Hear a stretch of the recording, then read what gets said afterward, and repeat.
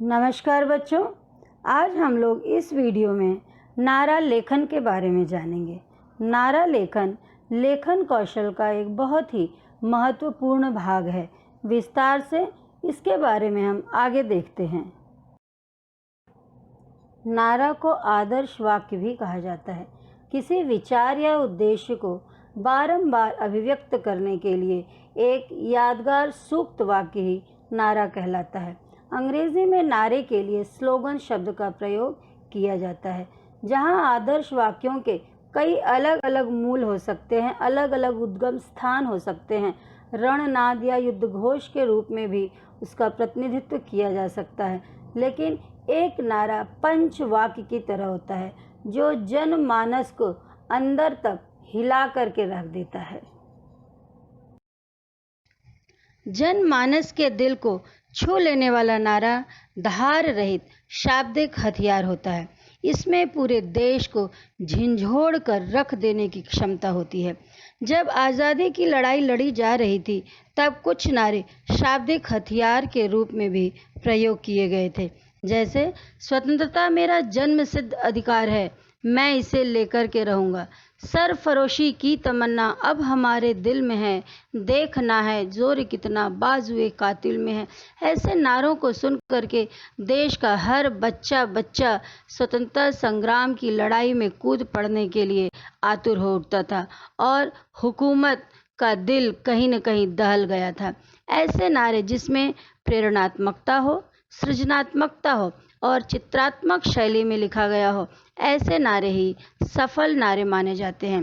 संक्षिप्त होना और भाषाई शुद्धता इसकी विशेष गुण होते हैं। नारे कई प्रकार के होते हैं। कुछ रचनात्मक नारों के आधार पर भी चुनाव जीते या हारे जाते हैं। एक अच्छा नारा धर्म, जाति, भाषा के आधार पर बटे हुए लोगों को साथ ला सकता है।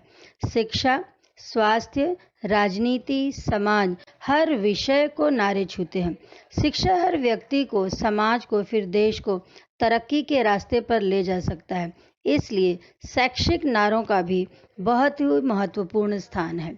हम अपने समाज में देखते हैं कि कुछ नारे ऐसे होते हैं, वो हमारे जीवन में कहीं न कहीं हमारे अंतरात्मा को छूते हैं, हमें कहीं न कहीं उद्वेलित कर जाते हैं, क्योंकि नारों की सृजनात्मकता इसी में है कि वो हमारे दिल को कितना छूते हैं, वो जनमानस को कितना झंझोड़ते हैं। आइए देखते हैं कुछ प्रसिद्ध नारे।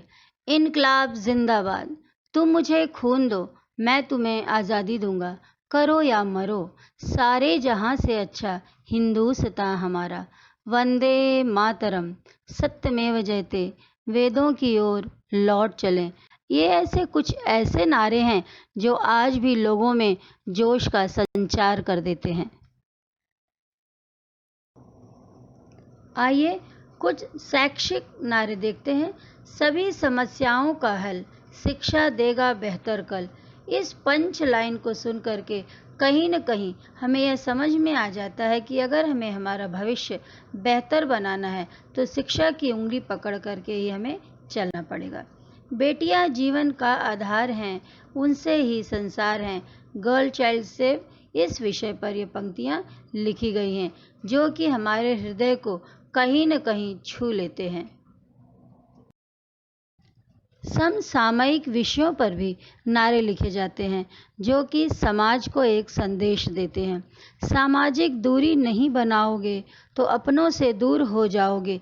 इस पंक्ति को सुनने के पश्चात अपने आप समझ में आ जाता है कि हमें सोशल डिस्टेंसिंग का पालन करना है।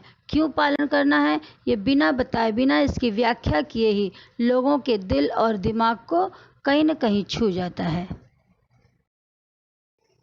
शैक्षिक विषयों पे कुछ अतिरिक्त नारे देखते हैं। जन जन की आशा है हिंदी, भारत की भाषा है हिंदी, हिंदी का सम्मान करें, दुनिया भर में नाम करें, हिंदी हम अपनाएंगे, राष्ट्र की शान बढ़ाएंगे। इस तरह से हम देखते हैं कि नारे में चित्रात्मकता का होना भी आवश्यक है। यहाँ हम देख सकते हैं कि यहाँ तुकांत शब्दों का प्रयोग है, चित्रात्मकता है, संक्षिप्तता है और सार्थक शब्दों का प्रयोग किया गया है। आइए यहाँ पर हम एक चित्रात्मक शैली का एक और नारा देखते हैं। एक भारत श्रेष्ठ भारत, अनेकता में एकता, यही भारत की है विशेषता। यहाँ हम देख सकते हैं कि सिर्फ 4 शब्दों में ही भारत की विविधता को दर्शाया गया है। इस तरह से चित्रात्मक शैली के द्वारा नारा की रचना की जाती है। यहाँ पर हम कुछ और नारे देख सकते हैं जिसमें चित्रात्मक शैली का प्रयोग है, लयात्मकता है, गीतात्मकता है और कम शब्दों में ही बहुत सी बातें बता दी गई हैं।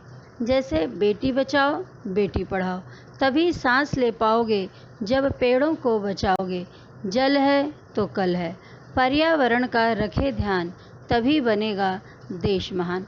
इस प्रकार से एक नारे में एक चित्रात्मक शैली के द्वारा हम सटीक और एक सार्थक नारा हम बना सकते हैं। इस विषय को आपने देखा, सुना और समझा। वीडियो देखने के पश्चात इसे लाइक, शेयर और सब्सक्राइब अवश्य करें। धन्यवाद।